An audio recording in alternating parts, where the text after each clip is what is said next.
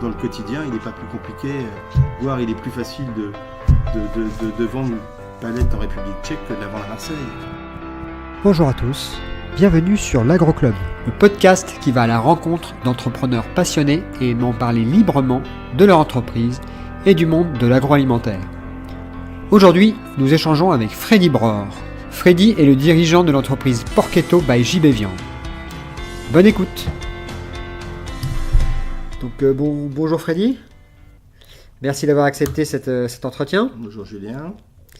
Est-ce que tu pourrais te présenter, toi et ton entreprise, en 2 petites minutes ? J'ai 46 ans, je suis co-dirigeant d'une société qui s'appelle JB Viande, connue également sous la marque Porchetto.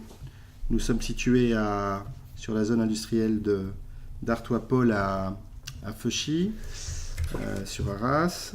Notre entreprise est spécialisée dans l'abattage, la transformation de viande de porcelet. Nous sommes une quarantaine de personnes. D'accord. Et donc, concrètement, une semaine dans la vie de Freddy Bror, ça ressemble à quoi en ce moment ?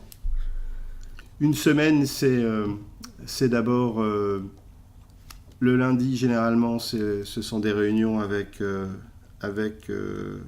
les équipes. Ouais. On a travaillé un management dans l'entreprise qui vise à responsabiliser un maximum les collaborateurs. Ouais.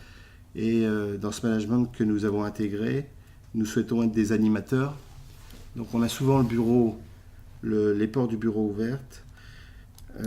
Avec ma sœur Sandrine qui elle gère la partie plus opérationnelle, moi plutôt la partie plus relationnelle. Nous avons 2 approches différentes mais en même temps complémentaires. Le lundi, c'est la journée des réunions, ouais, où on voit ce qui a été fait la semaine précédente, on définit les objectifs de la semaine, nous les validons. Le mardi, mercredi, jeudi est souvent lié au développement commercial, au développement de produits. Et le vendredi, c'est souvent la synthèse de la semaine avec les débriefs de ce qu'on a pu réaliser, mener et ce qui sera mené la semaine suivante. Je sais que tu as une gamme avec que je trouve très belle, avec des très beaux emballages. Est-ce que tu peux un peu nous parler d'où tu partais lorsque tu t'es dit tiens, je vais développer une nouvelle gamme, et puis combien de temps ça a pris ? Est-ce que tu peux un peu expliciter toute cette démarche ? Alors cette entreprise familiale a un historique dans la viande de porcelet depuis 40 ans. Il y a une petite vingtaine d'années, nous vendions la carcasse de porcelet. Une carcasse, c'est un animal qui va faire entre 5 et 20 kilos. Ça veut dire qu'on doit avoir autour de la table entre 10 et 30 convives, voire 40 convives. Autant dire que c'est assez exceptionnel. En 2006, nous avons réduit le nombre de personnes autour de la table en passant sur des produits à 2 à 3 kilos. Mais il fallait encore avoir une petite dizaine de personnes autour de la table. Et au fil des années, depuis 2008, nous avons fait un travail de fond pour mieux comprendre comment pouvoir développer ce produit sur un marché de niche où, s'il fallait donner 2 chiffres, au Portugal, la consommation représente 3 kg par an. En France, la consommation représente aujourd'hui 35 grammes. On a quasiment un ratio de 100. Notre marché n'est pas un marché, pour l'instant, nous n'avions pas un marché qui était adapté à ce type de consommation, plus ethnique. C'est la raison pour laquelle nous étions, a fortiori, développés sur l'export. Mais nous ne souhaitions pas oublier la France, l'Hexagone et nos pays voisins qui étaient peut-être un peu moins consommateurs. Et nous avons, au fil des années, cherché à développer une gamme plus à même de répondre aux besoins de ces consommateurs. Alors les besoins étaient situés autour de... nous avions défini un certain nombre de points. Le consommateur recherchait évidemment du goût, de la naturalité, de l'équilibre alimentaire, mais du plaisir. Et à tout ça, il fallait aussi ajouter un prix. Et une possibilité de pouvoir y associer les convives, dans une ambiance conviviale. Donc il fallait créer, autour de l'ensemble de ces qualificatifs, des produits adéquats. Ce qui fait que nous avons évolué vers une gamme qui s'est concentrée sur des produits faciles d'utilisation. D'ailleurs, la baseline de l'entreprise est facile de rendre les repas croustillants. Et autour de l'ensemble de ces préceptes, nous avons mis en place des produits familiaux pour 4 personnes. Et actuellement, nous sommes en train de sortir des produits pour 1 à 2 personnes, pour avoir des prix qui vont se retrouver entre 2, 3 euros, jusqu'à 15 à 18 euros. Le mode de consommation où, il y a 20 ans, il fallait 30 ou 40 convives pour pouvoir acheter notre produit, a évolué pour aujourd'hui passer à un acte d'achat qui ne sera plus une fois par an ou une fois tous les 2 ans, mais un acte d'achat qui peut devenir quasiment hebdomadaire à travers une gamme complète et exhaustive. D'accord. Et dans le développement du produit, des emballages, est-ce que tu es à l'initiative de beaucoup des choix, ou autour de toi, il y a des gens qui ont particulièrement apporté justement à ce développement? Nous veillons beaucoup chez nous et nous cherchons à faire en sorte que l'équipe soit pleinement éveillée. Preuve en est, par exemple, la semaine dernière, nous étions sur un salon du matériel et des équipements agroalimentaires en Bretagne. On a emmené 8 personnes, 8 personnes de l'entreprise qui étaient en veille et qui sont venues avec des dizaines d'idées à mettre en place, parmi lesquelles de nouveaux équipements pour un nouveau type de boîte, plus écologique, plus proche du consommateur, plus facile à l'utilisation, plus recyclable.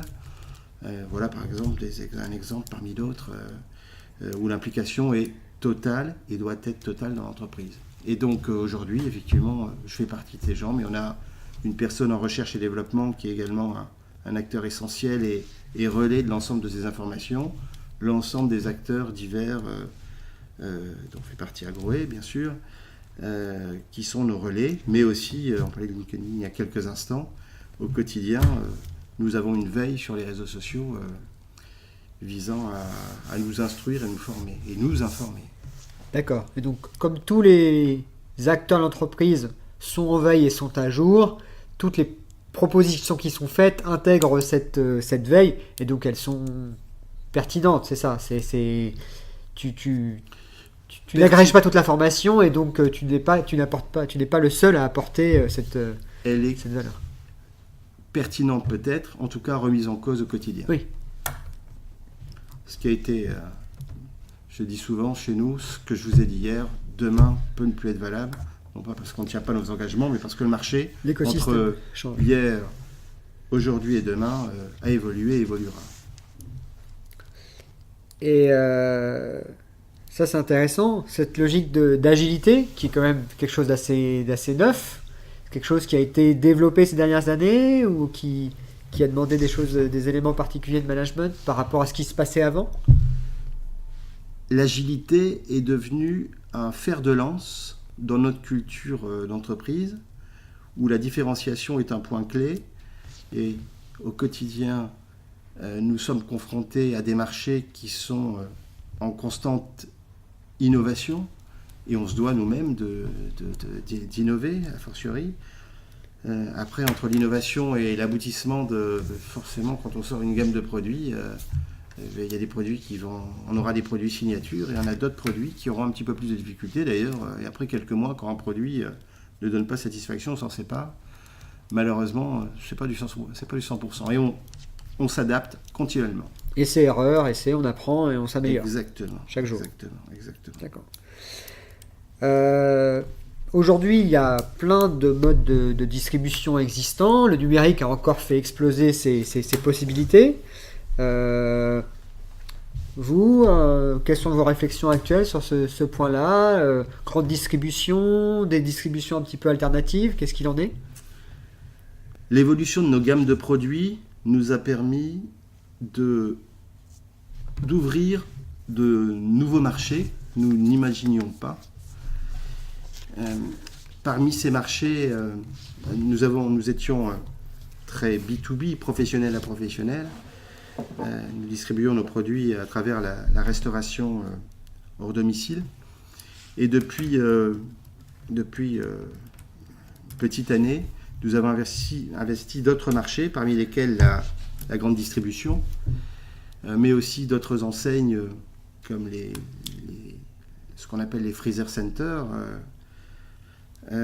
ou les chaînes de restauration également, mais aussi le monde du snacking, où nous avons adapté un certain nombre de produits. En amenant une offre différenciée, nous avons pu ouvrir un certain nombre de nouveaux marchés en France, mais aussi sur d'autres pays.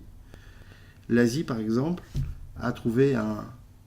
porte un intérêt fort à travers nos nouveaux produits, et c'est l'un des points stratégiques pour nous de ces 5 premières années, l'un des marchés stratégiques pour nous de ces 5 prochaines années, à travers les gammes de produits prêts à rôtir que nous avons mis en place. Il y a donc une nécessité pour nous de toujours ajuster, réajuster.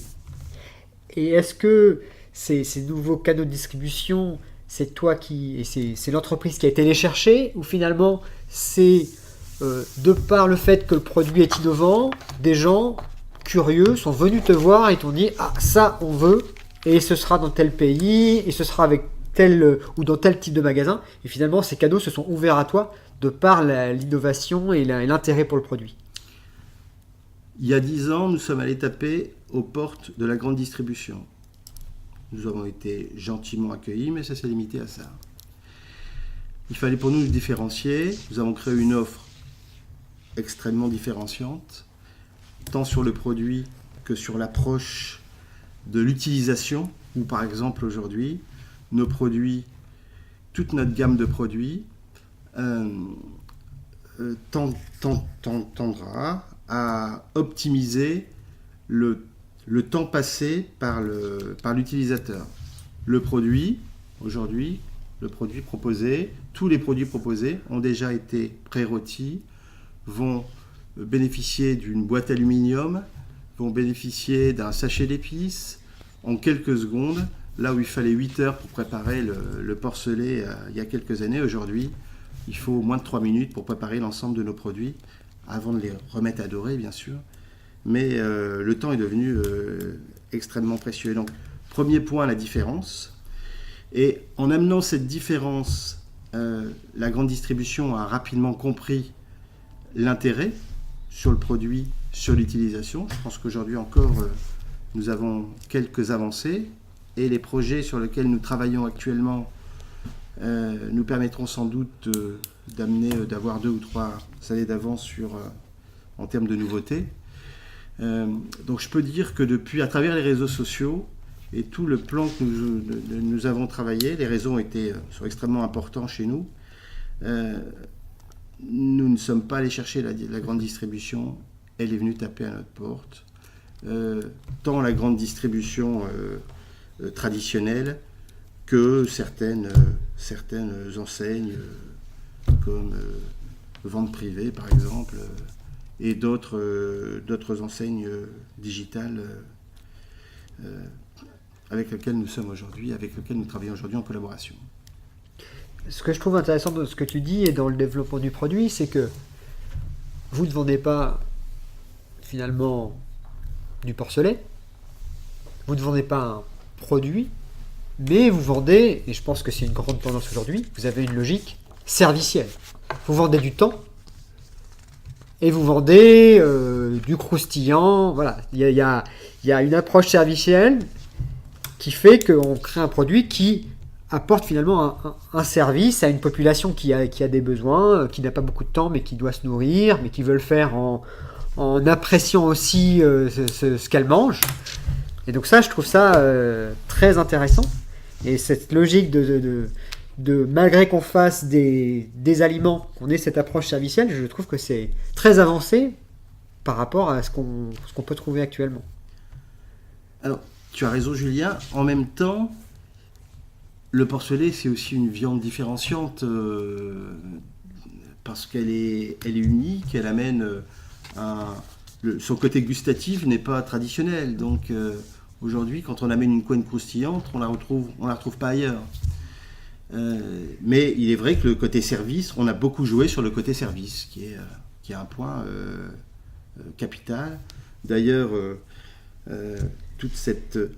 nous avons une gamme dédiée pour la grande distribution et pour chacun de nos marchés, mais nous aurons aussi une gamme à travers notre nouveau site internet qui sera distribué à travers notre boutique qui sera exclusive. Et dans un premier temps, sur la France métropolitaine. Donc le fait que tu te déploies à l'export, ce sont des opportunités, des gens qui sont venus te chercher via des salons et les réseaux sociaux aussi qui ont joué pour beaucoup ou un petit peu. L'export est historique chez nous. Ouais. Il fait partie d'une volonté d'abord parce que le marché se porte plus sur certaines zones que d'autres. Tout le bassin méditerranéen du Portugal en passant par l'Espagne, l'Italie, la Grèce, tous les Balkans sont de gros consommateurs de ce type de produits. Donc a fortiori, nous avons travaillé et avons démarché les entreprises à travers essentiellement les salons, mais aujourd'hui, la reconnaissance de notre savoir-faire est européenne, donc il est vrai qu'on est assez souvent consulté, mais les salons sont devenus, notre présence sur les salons internationaux était un vecteur important de notre développement. Et ce passage à l'export, alors tu disais que c'est dans l'ADN de l'entreprise, mais il y a beaucoup d'entreprises qui souhaitent aller à l'export, mais ça demande du travail supplémentaire par rapport au marché français, d'acculturation au marché local, peut-être avec des démarches administratives un peu plus lourdes, parce qu'il y a des spécificités. Tout ça, est-ce que effectivement c'est lourd ou il faut juste le prendre en compte une fois et puis après c'est une routine et ça roule. Tout dépend. Tout dépend. Il est vrai que l'export peut être très facile pour les gens des Hauts-de-France ou pour les entreprises des Hauts-de-France qui sont à côté de la Belgique, qui sont à côté du Royaume-Uni. C'est peut-être un petit peu difficile aujourd'hui avec le Brexit, mais il y a une aisance à les vendre au Luxembourg, il n'y a pas de problème de langue, la Belgique est très francophone, on va en Suisse de manière assez facile également. Il faut peu de choses en réalité, assez peu d'investissement pour pouvoir exporter. Et la complication, elle n'est pas plus... Pour nous, dans le quotidien, il n'est pas plus compliqué, voire il est plus facile de vendre une palette en République tchèque que de la vendre à Marseille. Donc il n'y a pas plus de... Pour nous, aujourd'hui, pour l'Europe, et effectivement, l'Europe reste indispensable pour les entreprises dans sa conception actuelle. C'est un facteur extrêmement prédominant dans notre développement. Alors pour ce qu'on appelle les pays tiers, pour les pays pour lesquels il y a des agréments spécifiques, je pense à la Chine, je pense à la Russie, je pense à Taïwan, je pense à un certain nombre de pays où dans notre activité, les produits carnés, nous devons obtenir des agréments de par les autorités sanitaires françaises, mais aussi de par les autorités françaises du pays importateur. Là, effectivement, il y a des nécessités. J'ai un cas concret, par exemple, nous recevons nos partenaires canadiens dans 3 semaines. Il y a plus de 4 ans que nous cherchons à mettre en place ce dossier. Il y a 4 ans que cet importateur souhaite travailler nos produits. Il va les recevoir la semaine prochaine parce que nous sommes agréés depuis maintenant 1 mois. Donc il y a eu des difficultés. Effectivement, ça peut être lourd. Les dossiers d'agrément dans notre métier sont lourds. Mais une fois que le marché est engagé, et quand on a fait la première petite bêtise sur le premier certificat la première fois, s'il faut éviter que le conteneur soit bloqué à Singapour, c'est qu'il coûte trop cher. Mais sinon, c'est pas plus compliqué que la vente en France. Et la prise en compte des spécificités du pays, c'est quelque chose qui ne touche pas à ton marché, par exemple? Comment ça se passe? Alors, on s'adapte à chaque pays. Ça fait partie de la chance que je peux avoir dans mon métier. Je voyage un petit peu. Et ça me permet d'aller rencontrer des contrées, pour découvrir au quotidien ce que le marché qui peut nous intéresser. Mon prochain voyage sera Taïwan et la Chine. J'étais allé en Chine il y a quelques semaines pour identifier le potentiel marché. On a besoin de le revoir une deuxième fois. En tout cas, on travaille sur des marchés qui nécessitent d'être analysés, compris. Parce qu'on ne travaille pas de la même façon avec un Chinois qu'avec un Japonais et avec un Coréen. Et c'est toi qui fais ce travail finalement. Tu vas sur place, tu réfléchis, tu ne te fais pas, je sais pas, accompagner par des experts des territoires. Alors, nous ne faisons pas le travail seuls. S'il fallait donner un exemple concret, par exemple, pour le cas de Taïwan, dans quelques semaines, la première démarche va être de solliciter Business France, qui est un acteur qui va nous mener une première étude et pour lequel nous aurons des rendez-vous. En parallèle de ça, donc de notre côté, à travers nos salons, nous aurons aussi quelques contacts. Donc nous allons mixer plutôt les contacts de Business France avec l'étude du marché, nos premiers rendez-vous, les visites des prospects et des magasins. On va rencontrer les consommateurs. Et puis, on va chercher à implanter une force de vente sur le terrain. Là, en l'état, nous travaillons sur l'intégration, la mise en place d'un bureau commercial à Taipei pour une implantation sur quelques pays asiatiques.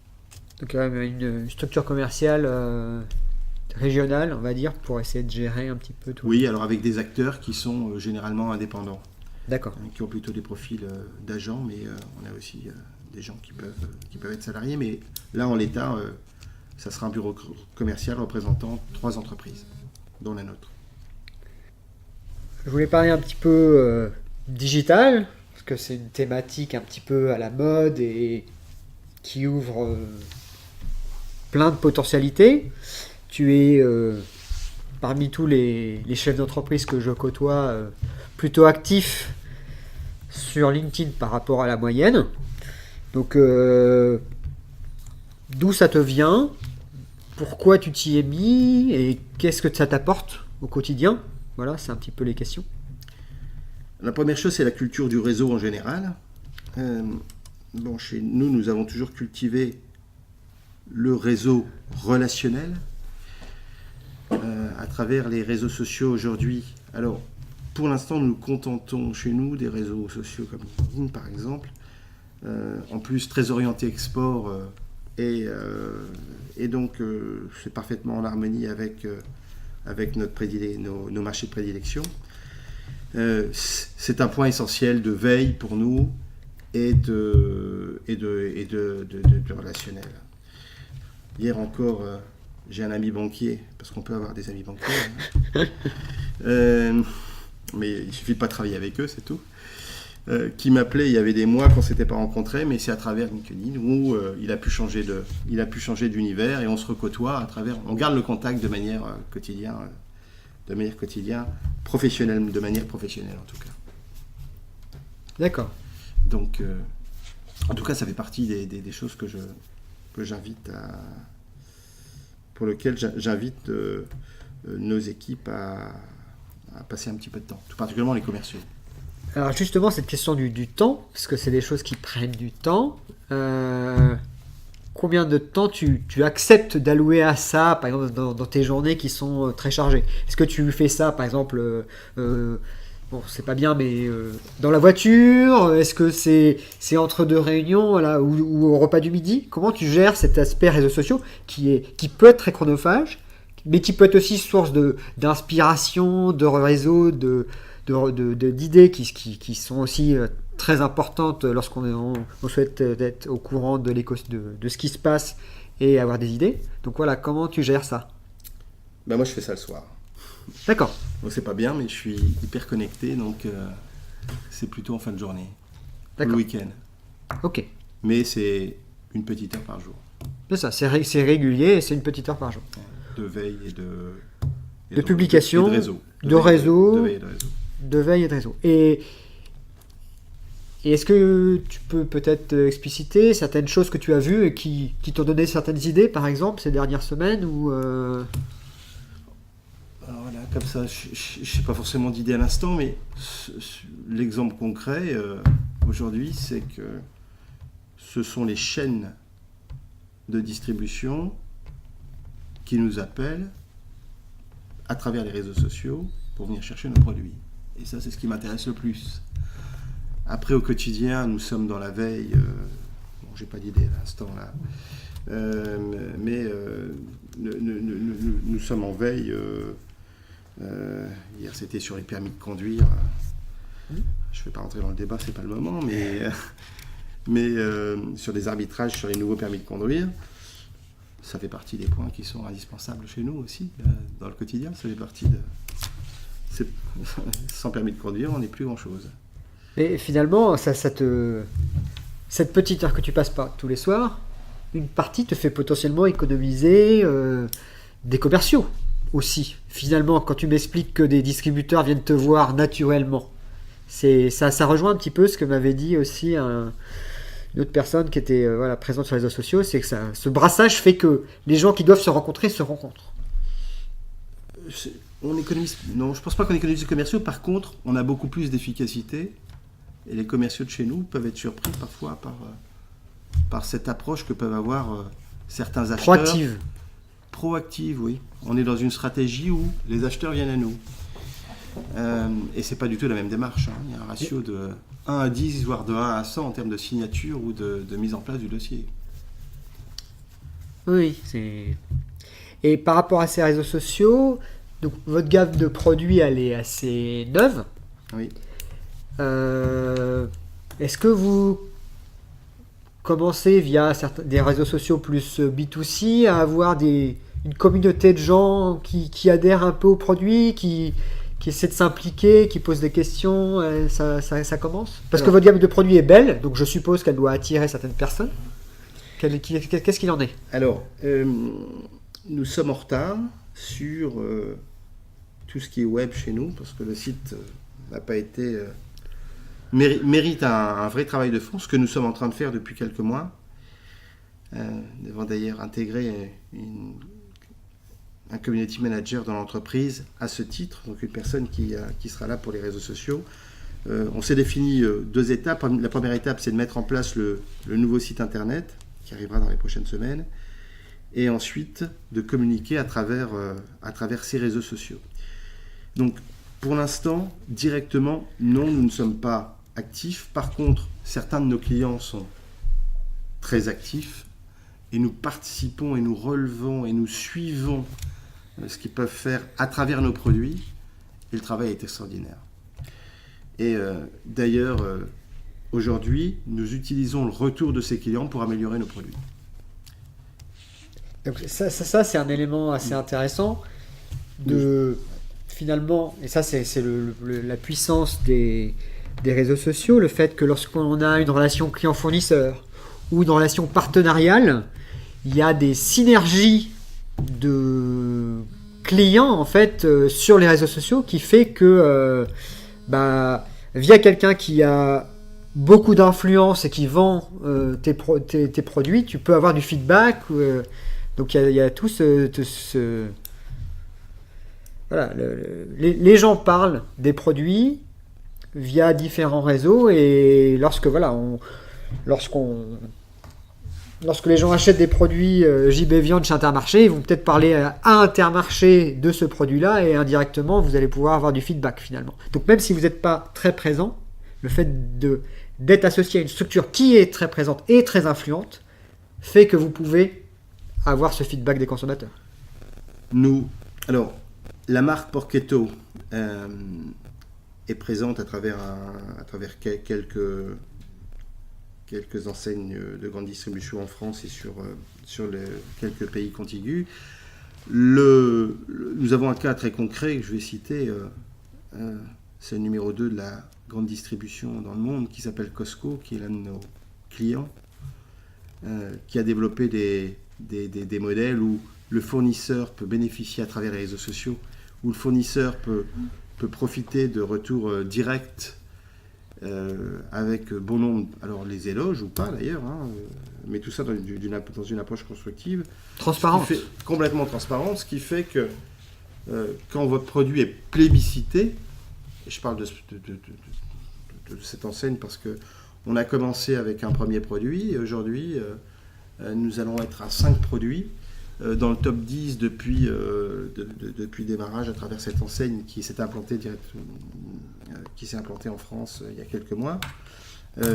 Il nous ouvre les portes d'autres pays étrangers, en Europe, mais aussi en Asie. Et à travers ces réseaux sociaux qui font des retours auprès du client, ça nous ouvre non seulement l'Europe, mais aussi d'autres marchés que nous n'aurions pas consultés en direct.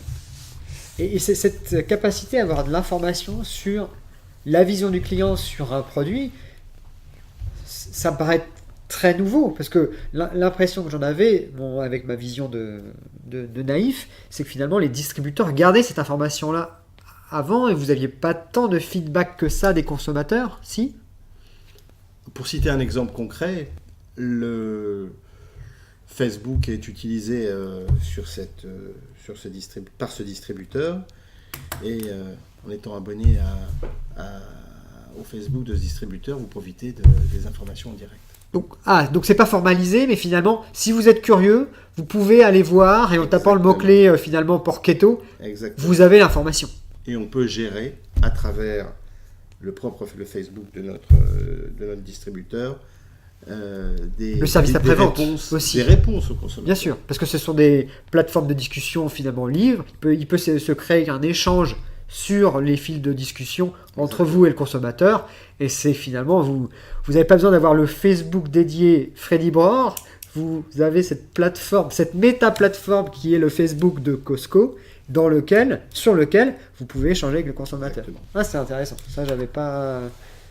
Maintenant, il est clair également que nous travaillons pour pouvoir gérer cette information en direct, parce qu'on a besoin des consommateurs. Aujourd'hui, une petite entreprise n'a pas toujours la chance de pouvoir faire une grande étude de marché. Donc, on va utiliser ces réseaux aussi pour mener nos études de marché. D'accord. Bon, on va devoir conclure. Ce que je vois, c'est que quand même, il y a plein de choses qui se passent, mais à la base, il y a quand même ces produits qui sont très innovants. Tu penses que dans un système mondialisé avec une concurrence exacerbée, il faut obligatoirement être dans cette logique d'innovation, de suivi du marché en permanence, parce que c'est la seule voie possible. Une chose est certaine, c'est que quand on rentre chez nous, dans nos bureaux, dans la salle de réunion, on voit une chose: nous différencier pour exister et pour durer. Chez nous, sans différenciation, il n'y a pas d'avenir. Et c'est vrai que quand on se différencie, on attire l'œil des distributeurs et c'est ça, c'est la nouveauté aussi qui fait que. Donc mais aussi il faut se remettre en cause. Il faut accepter l'échec. Ça implique aussi beaucoup de choses. Une structuration dédiée à l'innovation. Des choses de tous ces aspects qui sont aussi peut-être compliqués lorsqu'on n'a pas eu l'habitude de les avoir. Est-ce qu'il y a eu une période où vous faisiez toujours les mêmes produits et où vous êtes passé à cette phase, cette approche innovation ? Est-ce que cette phase a été compliquée ? Elle a été longue. D'accord. Mais comme toute petite entreprise ou PME, il faut se donner les moyens de ses ambitions. Et il y a 3 ans, quand nous avons intégré une personne en R&D dédiée, qui fait un travail formidable, l'entreprise a pris une autre dimension et une autre approche de son avenir, une autre approche, une autre vision Et aujourd'hui, nous nous projetons à 5 ans et quasiment à 10 ans sur nos produits parce qu'on sait quelle voie il faut prendre. Après, on sait quel type de produit il faut créer. On sait, je ne sais pas si on sait, en tout cas, nous connaissons les produits que nous allons développer dans les 5 années à venir. Après, il faut du temps, il faut des moyens, il faut aussi que les produits se vendent et il faut aussi créer des gammes. Donc aujourd'hui, nous avions une gamme et là, nous allons avoir 4 gammes de produits sur des marchés différents qui nous donnent aussi des opportunités de développement supplémentaire. Merci beaucoup, Fali. Merci, Julien. Voilà, c'est terminé pour aujourd'hui. N'hésitez pas à partager ce podcast sur les réseaux sociaux et à nous suivre sur Twitter à l'adresse agroe, agroe-8i. Enfin, si vous avez des idées de chefs d'entreprise agro inspirants à interviewer ou si des thématiques vous intéressent, faites-en nous part sur Twitter. À la prochaine!